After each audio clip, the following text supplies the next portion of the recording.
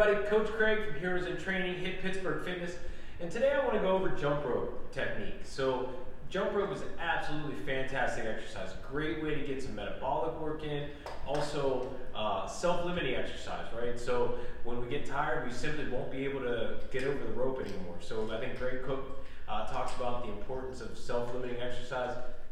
Jump rope is a really great example of that. Also, very, very portable. So it doesn't matter where I'm going.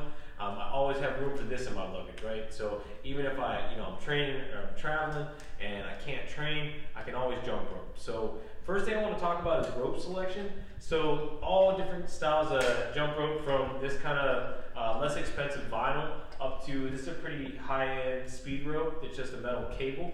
So for beginners, you definitely want something like this, something a little bit heavier. It's going to give you a little bit more feedback. When you get into the speed ropes, a lot of people like to use the speed rope. That's really just for advanced jumpers because the rope is so light, you really have to have your technique down. So let's talk about how to properly size a jump rope. I think a lot of times people start with a rope that is either too long or too short. So if I just put my feet together and I stand on the rope in the center, you see the handle should come right up into my armpits. So if the handles are way down here, I got a rope that's too short. If the handles are way up here, the rope is too long. If you have a rope like this, really easy correction is just go ahead and throw a little knot either in one or both sides, and then I can shorten the rope up. That would be a little bit too short for me, but a person just a little bit shorter than me, that would work out for them. I'm going to demo today using my speed rope because I look better doing that one, so we're going to use that one.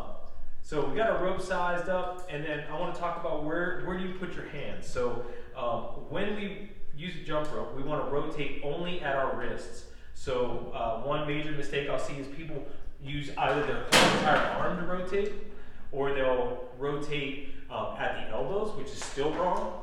And what I really want to do is I want to nail that down and be able to rotate that rope just with my wrist. So I'm going to pin my elbows to my sides, kind of like almost like in a running position.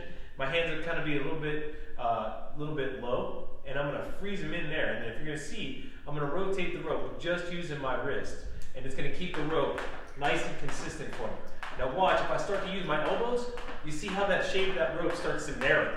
So now it's a little bit harder to get over. I'm more likely to make an error. If I start to use the whole arm, you see how laborious that is, right? So I can only keep that up for a short amount of time before I'm going to tire out, or my rope is so inconsistent that I'm going to eventually make a mistake. So we're going to pin the elbows to the side. We're going to rotate just through the wrists. We also want to take just small skips. One of the other major mistakes I see when people jump rope is we have a rope that's just a fraction of an inch, a few millimeters thick, but we'll see really big jumps. Right? So you can imagine, you're going to get pretty tired. Watch, the better the jump roper, you'll see the smaller the skips. So I'm pretty good at this. So I have a nice small skip. I'm barely getting over that rope. One, I'm not expending as much energy. Two, just good form. Okay? Just rotating right at the wrist. The last mistake that I see commonly that I really want to address is what we call a double bounce.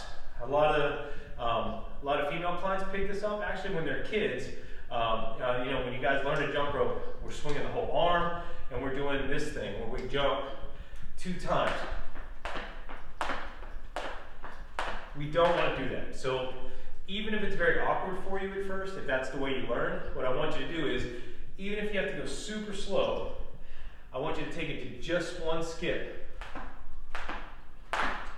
Just one skip per rotation.